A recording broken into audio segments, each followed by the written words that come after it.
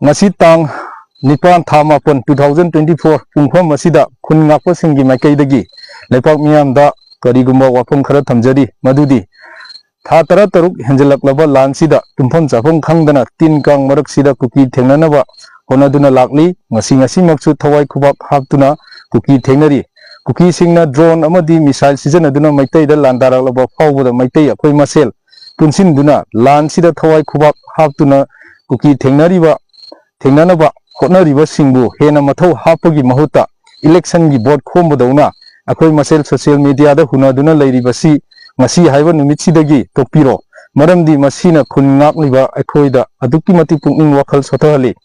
relief camp da leiriba awaba kaya khangliba ireisa singsu lansi maitai akhoi gi thengnadraba yadraba lani lansigi awaba kaya si akhoi punna khangminasi ngasi akhoi lansi thengna haudraba amadi lansi akhoi masel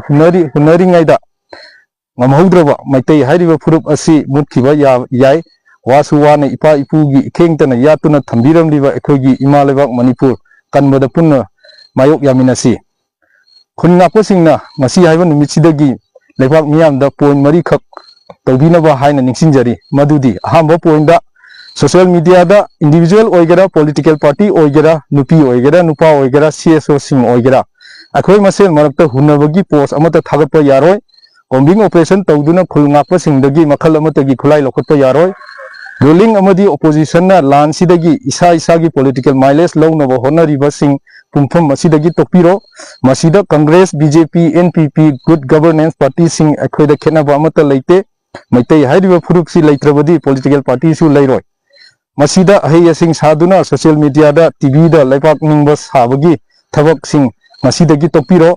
hairiba sing si thawoi da duna social media da TV discussion da akhoi masel hunabagi thabak se amuk chatharak labadi amamamta oina chairak pigani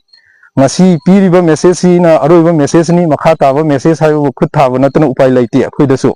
lebak miyam na warip sing sida warau bioi ima lebak kan mada punna saruk yaminasi apun mana yai fare